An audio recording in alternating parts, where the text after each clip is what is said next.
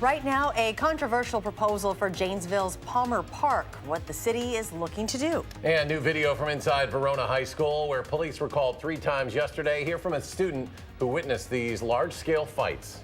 Plus, a pair of honorary degrees is given out at tonight's spring commencement at the Kohl Center.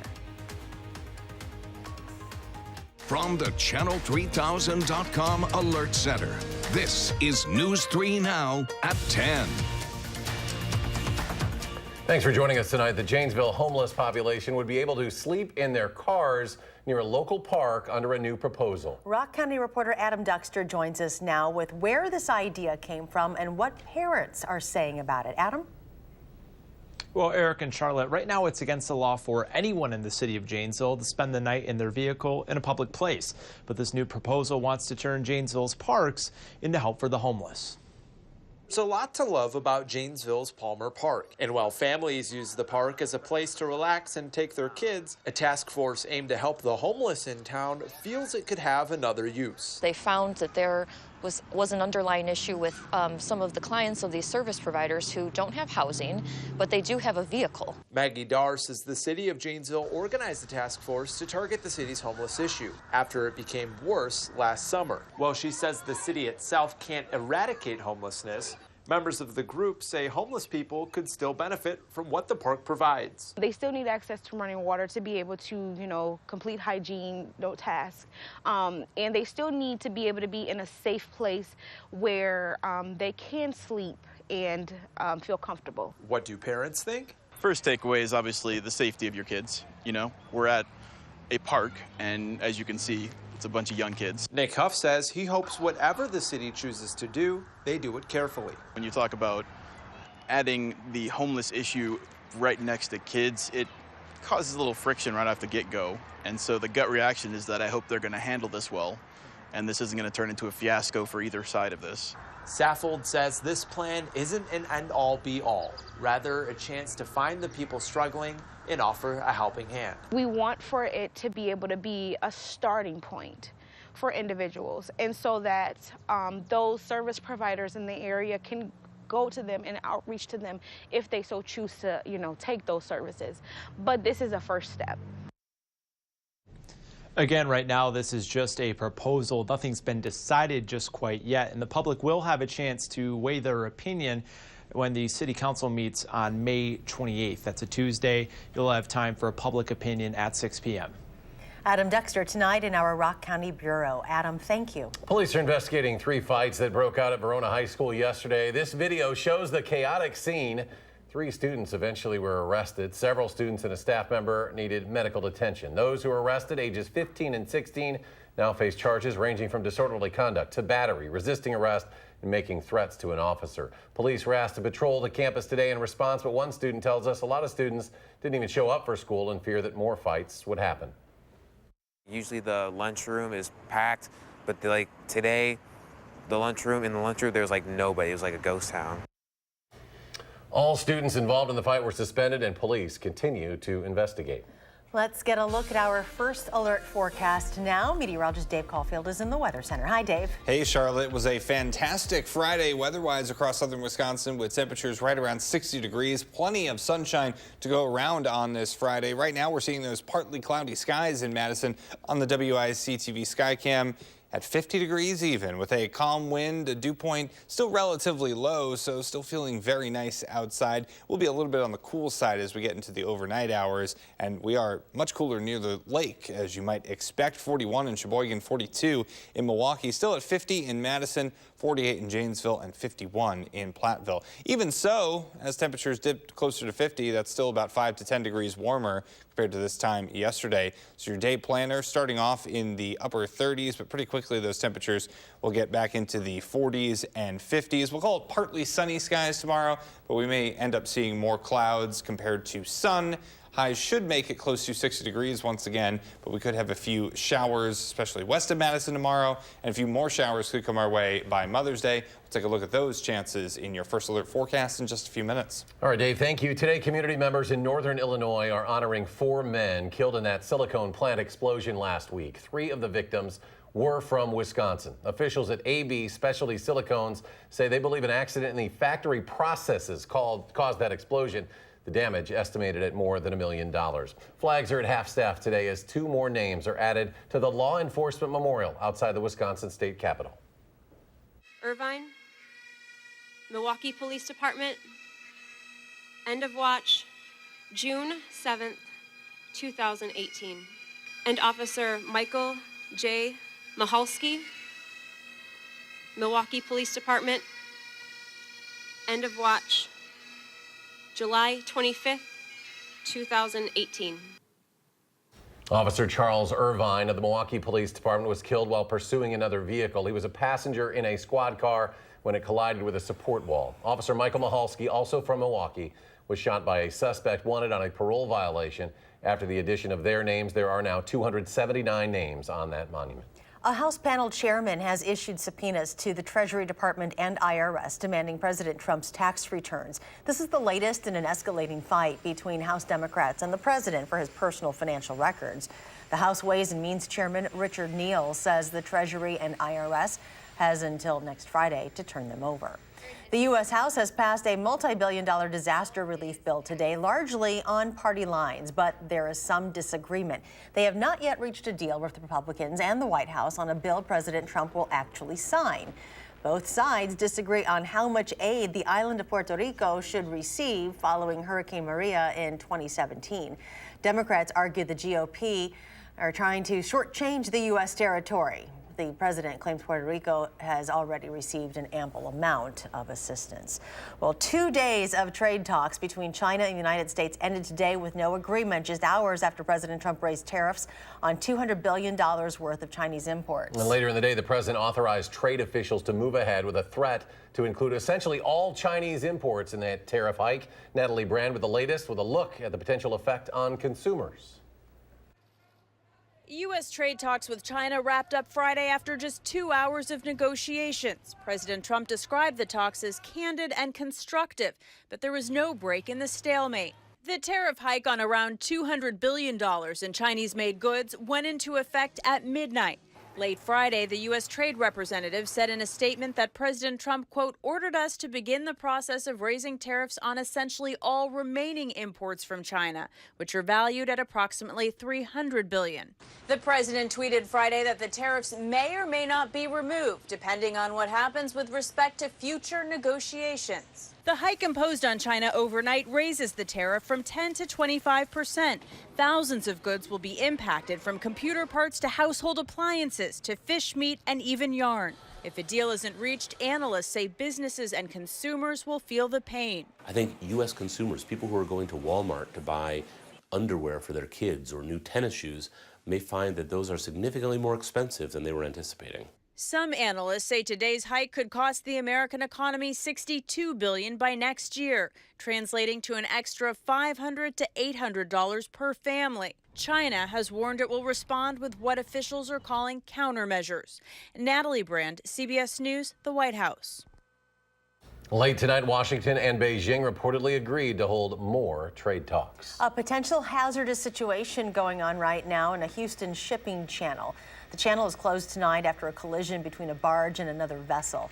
Authorities say the barge is now leaking reformant into the water. Reformant is used in the manufacturing of gasoline and other chemicals. The barge is carrying 25,000 barrels of that product. It is not known yet if there are any injuries. Well, after a season of absence, the famous sunflowers at Pope Farm Conservancy are returning this summer, but not without some controversy. This is the first year the town of Middleton is putting on the event, hiring an events planning company and charging admission, $4 per adult. The town says the fees will cover event overhead and go back into the park, but a representative of the Pope family says that goes against the town's agreement with his family when they sold the property to keep it free.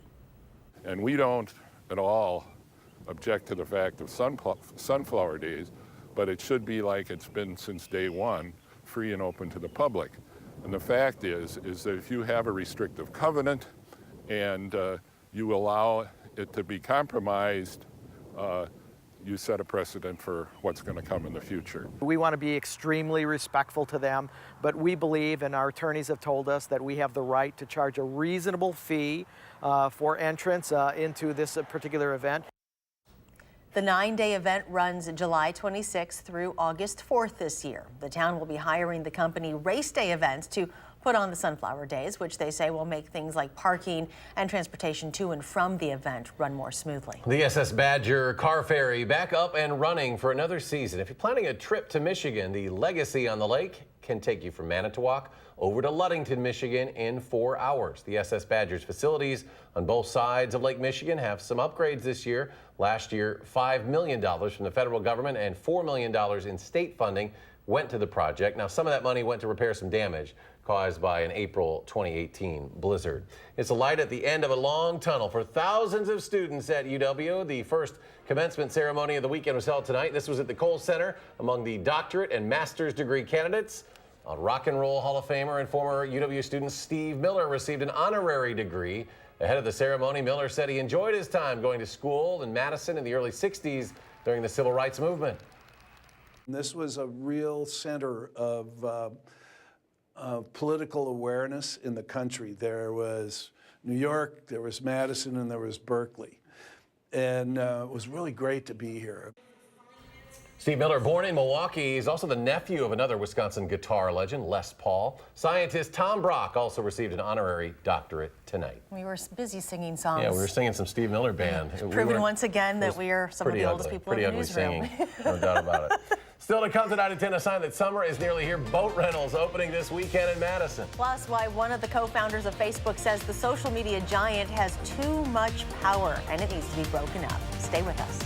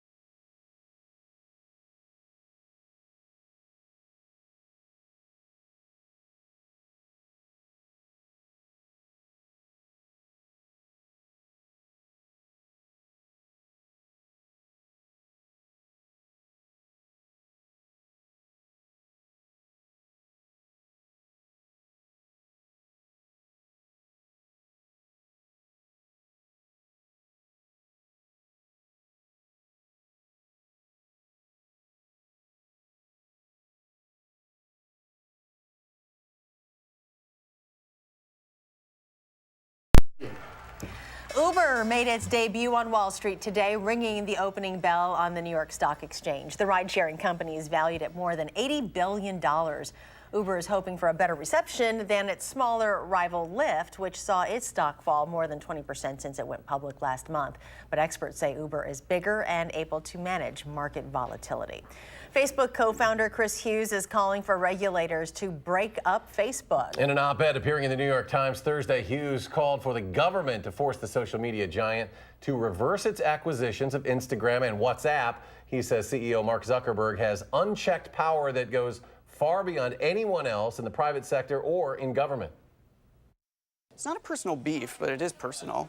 I mean, I've been friends with Mark for 15 plus years. I don't know if we'll be friends on the other side of this piece, but I have no beef with him. I like Mark. I love his family. He's a good person. I also think he has too much power. And I should say that I think that ultimately it's up to government to solve this. Hughes also says he regrets not thinking about how Facebook's news feed algorithm could influence culture and politics when he helped create it.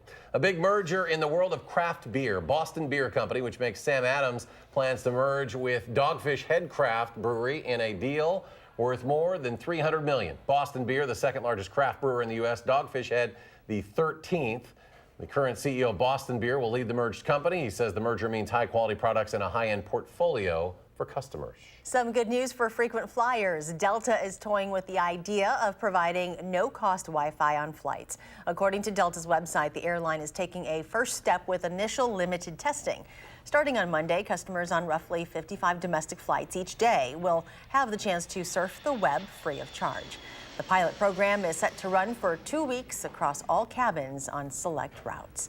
And in a little bit older form of travel today, a large crowd gathered at the Golden Spike National Historic Site in Utah to celebrate the 150th anniversary of the completion of the Transcontinental Railroad. On May 10th, 1869, the Union Pacific and Central Pacific Railroads came together, completing the Transcontinental Line. If you're looking to get out and enjoy some sun, the official boating season starts tomorrow. Wingra Boats and Birmingham Boats on Monona Bay officially open their rental facilities tomorrow and Sunday, 10 to 4. After several issues with flooding and algae blooms last year, the local boating businesses are really hoping for a better season. Canoes, kayaks, stand-up paddleboards, and options are there for you to check out. We've got a lot going on. Maybe people can get on the water. We want graduation to work out well.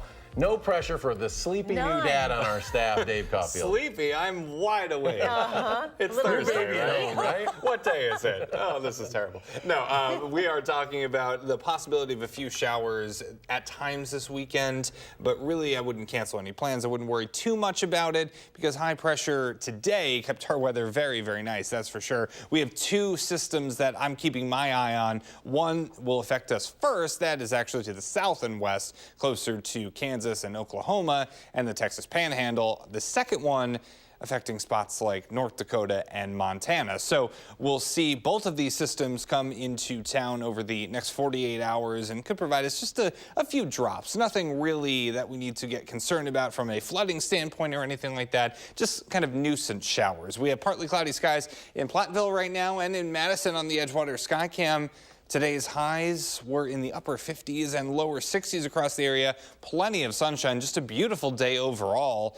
Really not much of a breeze to talk about either, so it just really felt nice outside. 63 the high in Mineral Point, one of the warmer spots, just missing 60 in Madison. Right now we're at 50 degrees even in Madison, 46 in Janesville, 46 in Watertown, and 51 in Monroe. And we don't really want much more in the way of rain, at least right now, because to start May, we've just had so much of it. We're about 3/4 of an inch of rain ahead of schedule right now, and it looks like by the time we get to the end of next week, we could add some more rain totals to this number. So any dry day that we can get in this stretch, we will definitely take. And I know Mother's Day, all the moms out there want no rain to affect their festivities, any plans that you might have. There is a chance of showers, but the good news I have for you, as temperatures are about 10 degrees below normal, that's not exactly good news. Let me get to the good news. We have seen our models really trend downward on our rain chances for Sundays. We'll take a look at that in a minute, but at least trending in the right direction for our Mother's Day. Overnight temperatures in the upper 30s, partly cloudy and cool. On future track, we notice the clouds on the increase overnight, so more clouds than sun tomorrow, but hopefully we'll still see a few peaks in those clouds. We'll call it mostly cloudy for tomorrow. Temperatures getting close to 60 degrees once again. Our latest future track run has some light showers possibly west of Madison tomorrow, so spots like Mineral Point, Lone Rock, closer to the Dells, Viroqua. Maybe have that umbrella ready to go just in case we might need it, but I think most of us stay dry and pretty quiet tomorrow. As we get into Sunday, we're starting off in the 40s, and you can see on our latest run that rain only getting closer to about Platteville and Mineral Point. Madison staying dry on this latest model run, so hopefully that does materialize. Still a little bit close for comfort, so have that umbrella ready to go on Sunday, but I think that it's looking more likely that we stay dry as we head into this weekend, so slight rain chances, just enough to kind of pique our attention and have us watching the sky over the next couple of days. We should be dry on Monday with temperatures back into the 60s, close to 70 on Tuesday with some thunderstorms and showers possible into early Wednesday, dry on Thursday. And you might remember we had some 70s and 80s in that 10-day forecast yesterday. Well, I had to be the Grinch today and take those out of this forecast. You come back to work, I know. and you ruin next weekend for That's what sleep deprivation does. It gets the it's 70s and 80s out of here. It looks like another stationary front tries to set up. So we'll keep an eye on that, but that period of time looking a little bit more rainy than it did yesterday. Okay, let's just focus on this weekend first, right? Exactly. We can do it. And get some sleep. Oh, thanks. Okay. Thanks, Dave. Badger softball team dealing with some raindrops down in Indiana, but they are on a roll. We'll have the story coming up in sports.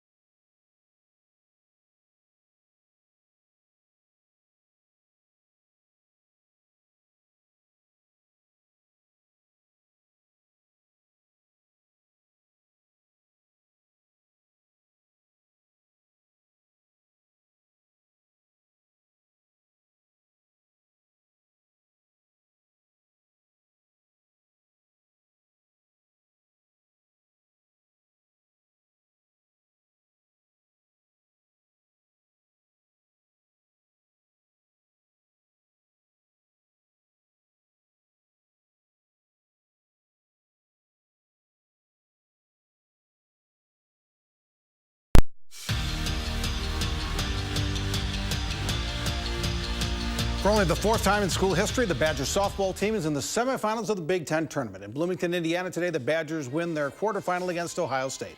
Everything clicks for Wisconsin. Offensively, Taylor Johnson goes 3 for 4 with that long home run to dead center field.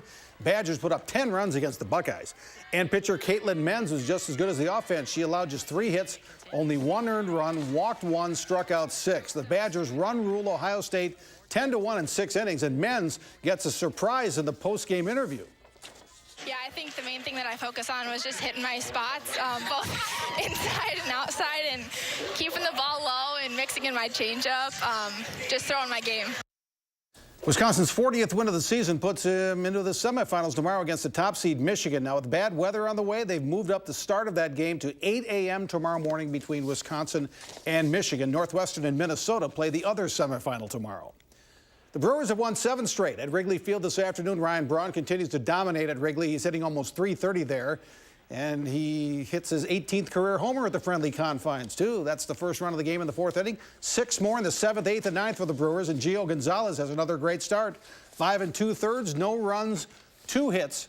6 pitchers combined for the shutout. Final score, Brewers 7, Cubs nothing. The Brewers and Cubs are now tied for first in the Central. The Bucs will be without Pau Gasol for the rest of the season. He had surgery to repair a stress fracture in his left foot. Malcolm Brogdon, though, is back to help the Bucs continue their playoff run. He played Wednesday for the first time since mid-March with a plantar fascia injury. Brogdon says he felt really good in his return. I felt like I was 100%. You know, it's one of those tricky things where you come back, your team's playing really well without you, so you don't want to mess up chemistry, you don't want to force stuff. You want to ease your way into the game and try to fit in a little bit, so I tried to do that. It can definitely be tough, given the circumstances, coming back in the second round of the playoffs, and then having your team play at such a high level, everybody around you is playing well. But that's the part that really makes it easier for me, getting rhythm, people sharing the ball, people making shots.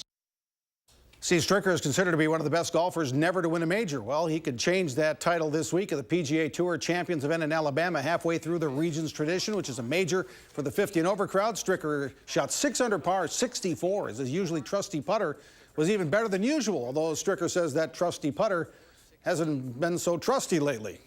I've made some putts for a change, which has been lacking in my game this year so far, and I've had good speed, pretty good line, and some went in today, so it was good to see the ball go in. Again, Stricker's lead is 2 heading into the weekend as he looks for his first major title. Jerry Kelly just couldn't get much going today. He's in the top 25, but he is 9 shots behind Stricker with round 3 tomorrow. And we'll be right back.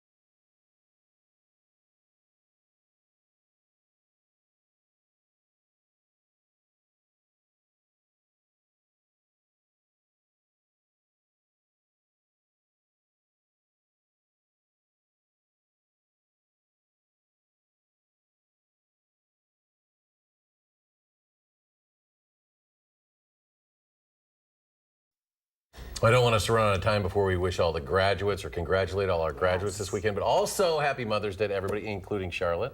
Happy Mother's Day. Thank hope, you. Hope Ron and the boys spoil you on Sunday. And you've got a new mom at home. New mom, and you need a good forecast. Yeah, well, pressure's on. I'm trying to keep these raindrops out of the area this weekend, but we will need to have the umbrella ready to go just in case some of those drops do decide to, well, drop over the next couple of days. We're starting off in the upper 30s, low 40s tomorrow. Mostly cloudy skies, temperatures in the lower 60s for highs. Could see a shower or two west of Madison, and then our shower chances going down on Sunday for Mother's Day, but still keep that umbrella ready to go. Thanks for joining us. Do something good and have a great weekend.